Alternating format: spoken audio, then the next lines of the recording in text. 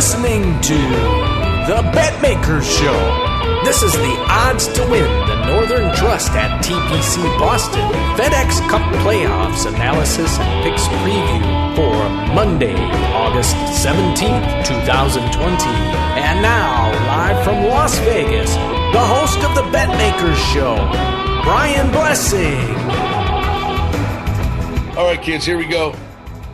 It's the golf betting podcast, and the regular season is over. And we're off to the FedEx Cup Playoffs and the majors, the U.S. Open and the Masters. This is going to be an incredible time of year. Brian Blessing in Las Vegas. Cam Stewart is north of the border. Buddy, it's weird. I know how it works because it happens to me the other way, and I feel bad. You and another friend of mine had Horschel, and I did get Herman on Sunday morning at 50-1. So I feel bad. So on the front end, don't feel bad. Don't feel bad. It would have been great if Horschel would won, but you went on a Tootsie Roll there. You won like 3 weeks in a row, and I was sitting in the on deck circle. Exactly. See, I'm a team player. But the one thing, pal, does it not drive home the point? What was it about a month ago, 5 weeks on this podcast, where I said to you, I'm still going to do what I do in terms of I'm going price hunting. Yep. But I'm thin in the herd here, and my thing is going to be on Friday night, and that's the second time this year I got Berger at 14-1 Sunday morning at Colonial, and I played. I got Kokrak on Saturday morning. I had Taylor Gooch. We'll get into him. So on Friday I did nothing because I was alive to Taylor Gooch. And then he puked. And then Saturday I bet Kokrak, and he was there. And then he kind of backed up. So I'm like, well, here I go again. Again, I'm on a Sunday. I want to be involved. And I looked at the list of guys, and I said, he shoots a 62 or whatever. 61, was it? A 61. So, Mr. Herman? On Saturday, Mr. he shoots Herman. a 61. And you know how hard it is to back up around like that. But I'm sitting there going, of all the prices, I said, a 64, if him and these guys back up. Anyway, Sunday morning, I get Herman at 50-1. So the moral of the story is not, the redheaded idiot won. It's you can reload and get even quality golfers at overlaid prices heading into the weekend, if not even on the final day. Who's the redheaded idiot? Me? No, I said no, because I said the redheaded idiot that won. Oh, I'll tell you. Know what the funny thing is too? And all these guys are tweeting out, and they have like a list of Tony Finau's accomplishments. This is golf. You can say what you want about Jim Herman. The guy will go miscut. But when he's in contention, he's won twice. That's the difference.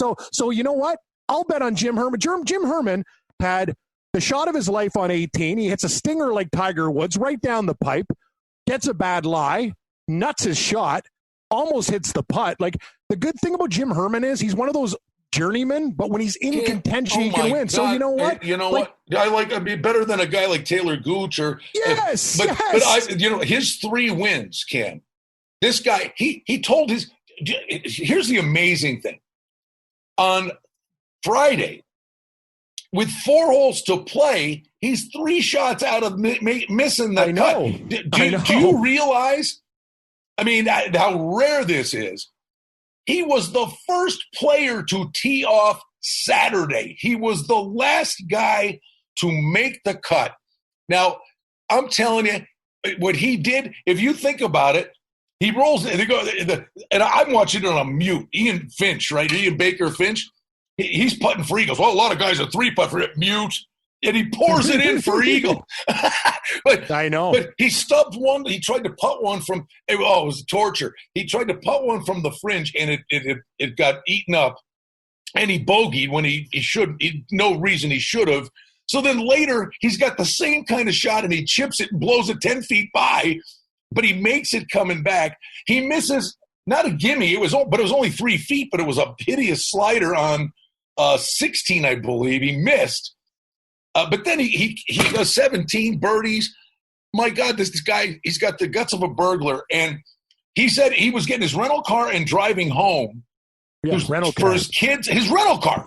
I know that's Jim Herman. No, this guy. No, this is a guy. This is his job, right? He was going to get his rental car, drive 10 hours home to Florida, go halfway, stop, sleep, get home first thing in the morning to send his kids off to school for the first day of school today.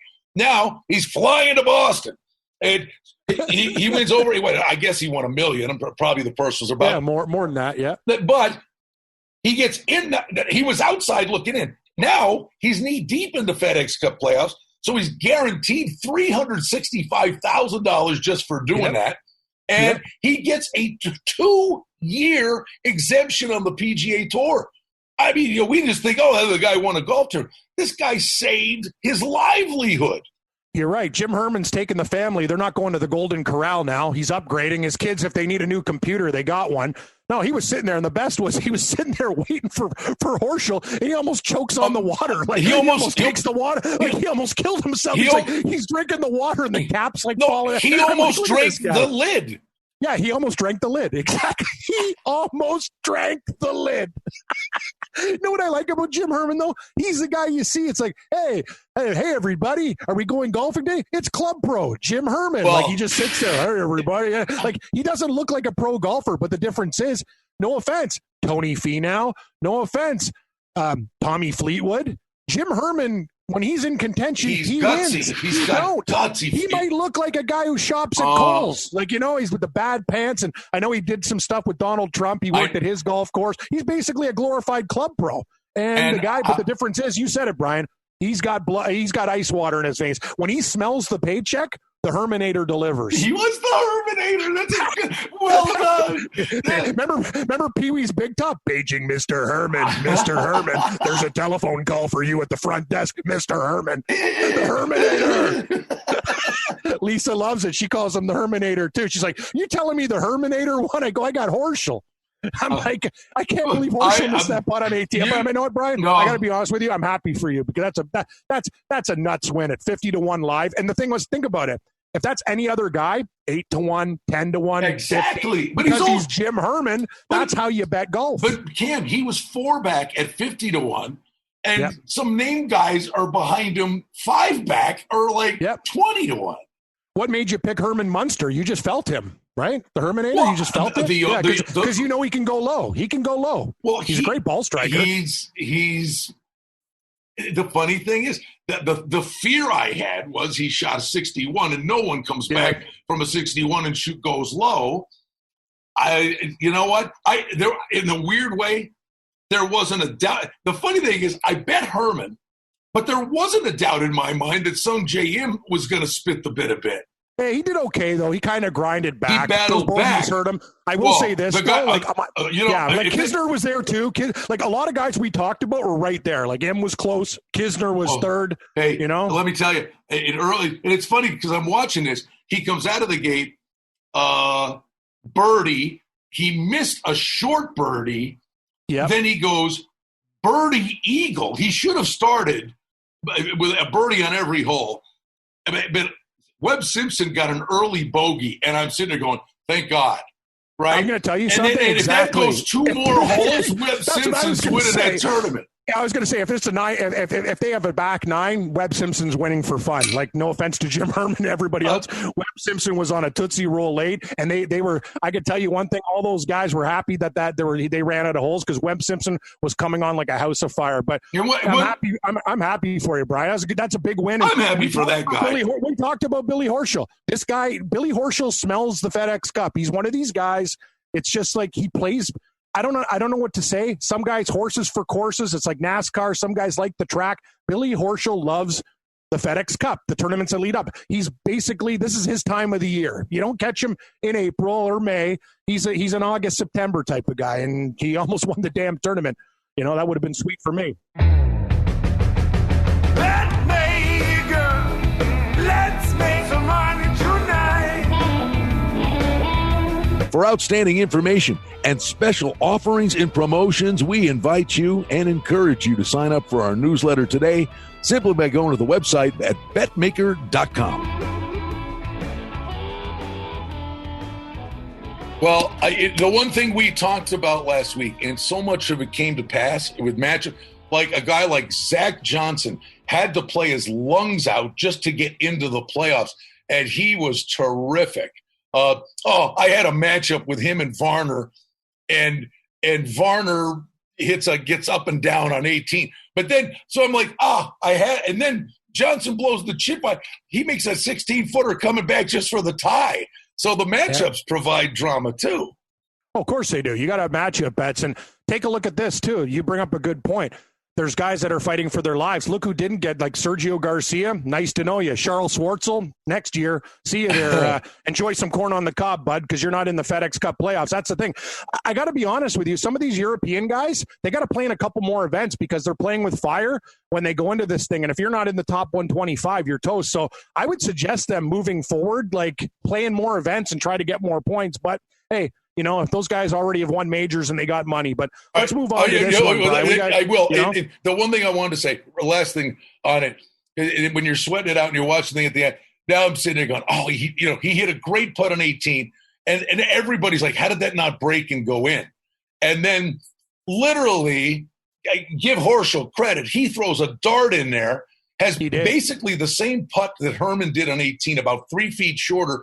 And then this Doc Redman guy's got a Dirk Diggler thing going on, but he puts it a foot behind. He gives him the perfect read, right? And I'm telling you, I'm sitting there going, that's going to do one of two things. He's going to pour it in because he got a read, or that putt is on a weird that hole's on a weird ledge.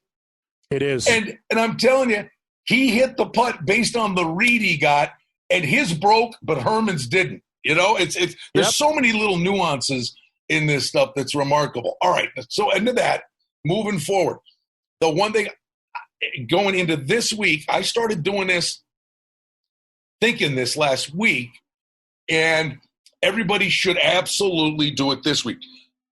I think it was February, Cam. I don't know why. I forget what tournament it was. I'm watching, and I'm sitting there, and I might have been winning that weekend. You know, how you get frisky when you got a little, you hit something and you count, and then you start, doing up. And I don't know what I was watching or what made me do it. But back in February, I bet Billy Horschel at 200-1 to win the FedEx Cup. And that could not have been a better result for me that Herman wins. Horschel vaults up to 25 in the FedEx Cup standings. He's in East Lake. He is going to make it to East Lake. So I got the guy at 200-1.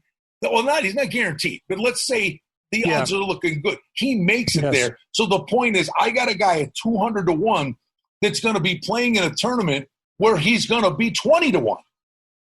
Yeah, it's an excellent point. And you talked about Adam Scott, another guy we can look at a big number, say he plays well at the Northern Trust. That's the thing, right?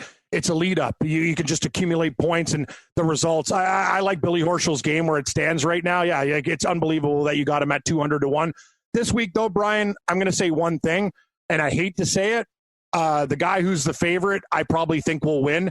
Just looking at the past of this tournament, Bryson DeChambeau has the game for this course. I don't like the 12-1. But there's one guy that I'm betting, and I've already bet it, and I hate to say it, I love it, and he has a great track record here. Patrick Reed at 28-1 to me is ridiculous. Defending champ. Price. Defending champ. Another thing is, look at him this week. He didn't even play well. He's there again. Nobody talks about this guy. He's always there. He's so damn consistent. You're telling me that Brooks Koepka in his current form, or even Xander Schauffele, who gets close but never wins, I would rather have Patrick Reed at 28-1 than Schauffele at 20, Koepka at 25, Simpson's hot. I like Jason Day at 25, but my horse is Patrick Reed at 28-1 this week. I love your style, man. Put that in your pipe and smoke it there, Blessing. I know you like that. So light up a Marlboro for me and go for a dip in the pool. Buddy, I'm sitting here right now on the patio, and I almost delayed the start of the podcast for a pre-podcast dip. I'm literally sitting here making gravy. I'm sitting here sweating like you do when you're eating chicken wings. That's a lot of sweat. All right. I actually went for a walk around the track, so I'm bathing in it too, buddy. And I got news for you: the people at the track went for a walk around you. They did. I got Lisa out there too. We're like power walking, like we're actually like a fitness couple. I'm looking at these other Good people. for you going, guys. Yeah, we're trying. So we like to party, so we got to go hit the track. So what do you got, All right, Brian? here we go. I'm doing, other than sweat gravy. What do you got? I'm doing a 3-pack. Okay. All right, and I'm going price hunting, and then I'm coming back in on the weekend. But okay. The one thing I did do, and you mentioned it, and I was thrilled to see the way he played at the PGA. Well, 2 weeks ago, I've got two guys. Horschel at 200-1, FedEx Cup. Yep. Adam Scott at 80-1, 10 Love days it. ago, 2 weeks ago, FedEx Cup. And I thought he played terrific off a long layoff at the PGA. So do I. And he can putt again. So Adam Scott is I'm rooting for him on a myriad of reasons. But I still think 40-1 is an overlay just because he hasn't been around. He should be in the 25-1 range, if you ask me. So I like Adam Scott. I'm telling you, I think, and I might even take a flyer. I got to look up the price for the FedEx Championship on Matthew Wolff. But what I think he might take a lot from that final round at the PGA. I'm going to go 71 with Matthew Wolff this week.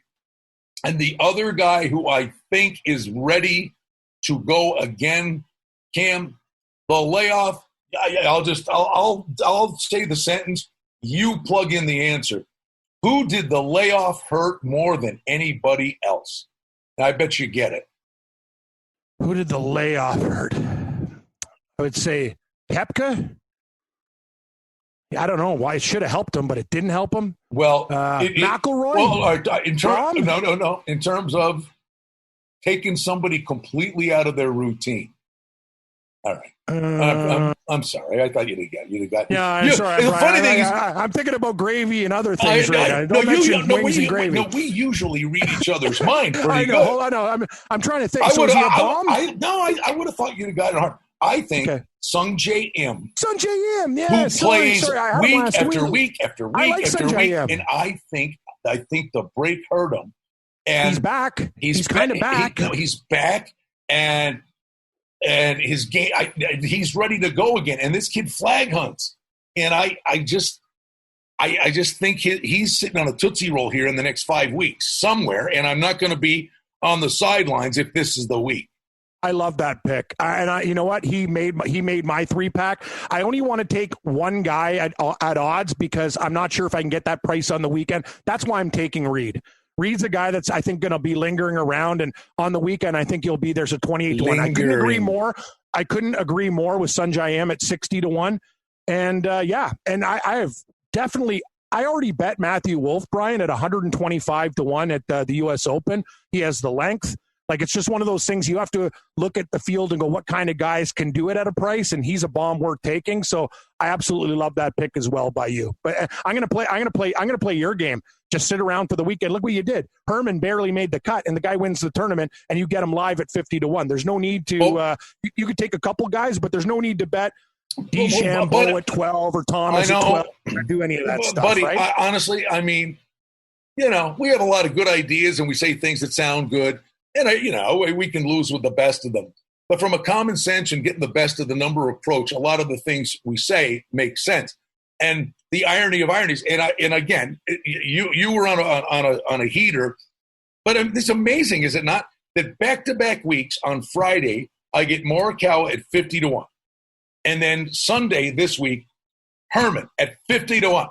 I mean, doesn't that not drive the point home? Watch a couple of days and jump in. Yeah, that's the thing. Live betting for golf is one of the best. It's like, Brian, I equate it to this, and I tell people on our in-game live show on Sports Grid, hockey, a 2-goal lead. How many times have we seen the teams piss away a 2-goal lead, right? And you're getting these guys at almost like plus 400. I'm like, it's early, man. Things change. That's what and it's the same thing about golf. Who cares if you're 4 or 5 strokes back over the weekend? Heck, look what Morikawa did. Look what Herman did, making the cut on the number. And the guy wins the golf tournament. You said it. Live betting is the way to go, especially if you like favorites. You'll get a better number. You start dart hunting like you do. the 80s, the 100s, and then you got those guys in your portfolio, and it gives you enough weaponry to try to do your thing over the weekend, which worked for you. Like, that's the fact that you got Herman at 50-1. That just tells you he's the Rodney Dangerfield of the PGA Tour there. That's no respect. And that's a little guy winning, you know? I mean, it's a little guy winning. It's a great story. All right, so the one thing I would say, just so people are aware of this with the secondary betting market from what we're trying to accomplish here, don't forget, this week there is a cut. There's a 36-hole cut, 125 players, they cut. 70 advance to Chicago. No cut then, no cut at East Lake. But what happens and this is why I really believe anybody you're playing this week and next week, although, see, once you get down to one tournament, the value to do this is this week. It really is, because the numbers will just squeeze down. That anybody you like this week, absolutely make a side play on them in the Tour Championship, the FedEx Cup, because the format and I like it. It used to be this not nonsensical. I get it. You were rewarding a season's worth of stuff. Some people don't like it, but you'd be sitting there, you know, with 3 holes to go doing permutations on who's going to win this. What? So now what they do is the top ranked player in the FedEx Cup standings when you get to East Lake starts the tournament at 10 under par. Mm-hmm. The guy second in the standings starts at 8 under par. Third is 6 under par, and then it's one shot after that, 5, 4, 3. Exactly. Okay, yeah. So you're getting a running head start.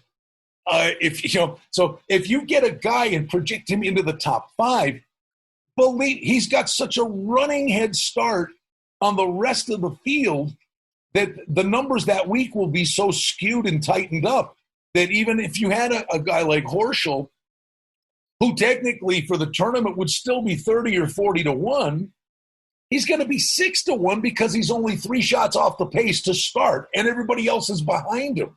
So the point is, look to the future and bet this week and the FedEx Cup. Did I screw that up, or did that make sense? If you like a bet, you gotta tie in with the other. You take a guy to win, you take him in the FedEx Cup. It's very simple, because if he's going to win, he's going to get major points. He's going to be there, especially underdogs. Like, you have to have both. They need to be attached. I agree with you 100%. And hey, I like that Adam Scott that you picked. I think you had him at 80-1. I think that's a very, very prudent play. That's a big number for a great golfer. So, I'm betting basically. Patrick Reed's my guy. A couple sprinkles. We both love Sanjay Im. His form, he's going to be there. He's top 10 this week. One of these days, he's going to close the door. It could be this week on this type of course. And I agree with you on Matthew Wolff as well. 70-1's a good price. I'm just sitting here and I'm scrolling real quick, see if I can find it. No, he's still 80-1. Adam Scott's still 80-1. I would have thought, because he actually didn't lose any spots this weekend. But, no, he didn't. But the other thing, this Wyndham, the money these guys, are you kidding me? I forgot about this. The Wyndham top 10, you know about that thing? Yeah, the money. Justin Thomas at home with Tiger Woods. They're hitting balls at the major, and he's won. Well, what?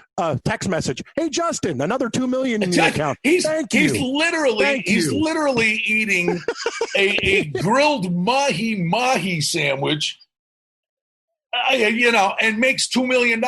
Morikawa made $1.5 million yesterday. I know. Didn't even play. I know, it's amazing. Yeah, and I'm bitching about prices at the grocery store. These guys, mahi sandwich. You're right, buddy. These guys can eat gold flake if they want, diamonds if they were eatable. If they were edible, exactly. Come on. That's the best. Hey, Tiger, I got a text. What? We're on the price. I just won another $2 million for practicing with you. No, that's pretty funny, Justin. No, they're on a boat over the weekend. They're on a boat. No, the get-along gang's on a boat. And Justin Thomas, what, $2 million? I mean, they're drinking Goldschlager with real gold. Yeah, Goldschlager with real gold. I agree. Hey, Ricky, there's something there. Oh, just throw Ricky overboard. He can't be part of the get-along gang anymore. He's got to get better. Yeah, and Ricky's sitting there. He can't win to save his life, and he just looks at him and goes, "Turkey vulture," and he makes another $1 million. Ricky Vulture. Yeah. Ricky makes his money from endorsement. Thanks, farmers. We are Ricky. Or the one where he's staring at the neighbors. What a neighbor Ricky Fowler is. The guy says hi. He's just staring off into space. Yeah. No, we are farmers. Farmers. Ching, ching, ching, ching, ching, ching. We are stooges, but congratulations to you. Go make some more gravy there, Blessing. I'm getting hot too. It's time to get the gravy on the stove. Yeah, the plunge is coming. All right, I had a pool. I'm going in. It was 114 yesterday. Oh God, that's hot. Yeah, it's not even that hot here. I just. Let me tell you something. I knock on wood too. I mean, yesterday was just one of those days. I had a great day playing the horses too, but I was sitting in willowing and weeping. Did you see? I hope. Tell me you had it. I didn't. I wanted to cry. And in the morning, I looked at the races, and I actually kind of looked at that horse. And then I'm watching hockey. And did you see Junior Alvarado won on a horse that paid $105? I told Lisa about it. Oh, my I got God. sidetracked. Some guy from work calls me. I bet all of his races. I go, honey, the guy just came in on like a 50-1. I looked at the tote board and my jaw hit the carpet and I was just sitting there. I actually was staring at that's the thing, Brian. Sometimes I go 10 across the board and stuff too. I could have won like $2,000 there. Like it could have been like a day of like, I can't even tell you like how good it could have been. And I forget my mom. Oh yeah, that's right. My mom called me because I'm dealing with she's having a problem with her phone. I'm like, Great, good timing, Mom. You just cost me like $2,000 on this horse race, but that's okay. I'll deal with the guy from the cellular company now. Like I was just like smoke coming out my ears. But yeah, no, it was crazy. He had a great day. All right. Anyway, listen. So I'm doing 3-pack. I'm again M60, Scott 40, Wolf 70. I'm going those three, and obviously rooting for Horschel and Scott to play well and enhance my opportunities for the FedEx Cup, and then I'll make a determination after I see a couple rounds. But those three. Patrick Reed's my guy. I'm all in on Patrick Reed at 28-1, and I love Sanjay M at 60-1. And I got no problem with your Matthew Wolf pick. I'm trying to find like a bomb here. You know what, Brian? I'm going to wait, just like you. I that's all I need right now to start, and we're going to sprinkle over the weekend. I'm happy, but Patrick Reed's my guy this week. If I had one pick, it's him. All right, my man. He's Cam Stewart. I'm Brian Blessing. Don't forget, 2 betting markets for you this week, the Northern Trust Open and the FedEx Cup. All right, buddy, have a good day. You too, man. Congratulations on the Herminator. Betmaker, let's make some money tonight. Well, that's the Betmaker Show for now. We publish multiple times each week. We'd like to thank you for listening, and if you liked what you heard, please take a moment to leave a rating and review, or subscribe to our show feed, or share our show with a friend or two and help us grow the show. We very much appreciate it. Visit us on the web at betmaker.com. And reminder to sign up for the newsletter. Thanks to our engineer, Darren Vandermolen, and producer, Mike Gallivan. The Betmaker Show is a production of Cardinal Marketing Incorporated. Betmaker is a registered trademark. Any rebroadcast, reproduction, or other use of this content without the express written consent of Cardinal Marketing Incorporated is strictly prohibited. The handicapping and sports odds information contained on this podcast is for entertainment purposes only. Please confirm the wagering regulations in your jurisdiction as they vary from state to state, province to province, and country to country. Using this information to contravene any law or statute is prohibited. The podcast is not associated with, nor is it endorsed by any professional or collegiate league, association, or team. This podcast does not target and is not intended for an audience under the age of 18. If you think that you have a gambling addiction, stop this podcast now and please seek help. Gambling and betting on sports is a form of entertainment and should be about having a good time. But when done excessively, it may negatively affect other areas of a person's life, such as their physical and mental health, school or work performance, finances, and or interpersonal relationships. At Betmaker.com and the Betmaker Show, we're concerned about the addiction that gambling may cause, and for this reason, we encourage everyone to practice responsible gambling. An approach to gambling that helps you ensure that it remains an enjoyable activity. Here are the main principles of responsible gambling. Don't think of gambling as a way to make money. Always gamble with money that you can afford to lose. Set limits and stick to them. Never chase losses. Don't gamble when you're depressed or upset, and create a healthy balance. Always be aware of how much time you spend gambling or thinking about gambling. And do not allow gambling to cause you to miss out on time with family and friends or time spent on other activities you enjoy. By following these guidelines, gambling can be a good time and great entertainment. If you feel at any time that your gambling is taking away from important areas of your life, is causing you stress or depression, or is leading to financial losses that are beyond your control, please reach out for help. Learn more at responsiblegambling.org.